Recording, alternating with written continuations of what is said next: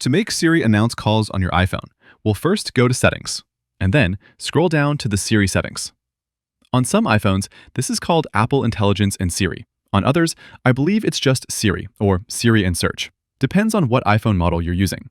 So, find that Siri menu, and within it, there's a section for Announce Calls. I'll tap that, and here you can choose the scenario for when calls get announced. Either always announce them, or only when you're using headphones, or headphones and car audio. The assumption there is that if you're using headphones or car audio, your phone's probably in your pocket or tucked away somewhere, and you can't see the caller ID on your display when the phone rings. If the caller is saved in your contacts, Siri will read out their name. For example, call from Jake. If the caller isn't saved, Siri will just read out the full phone number or say unknown caller.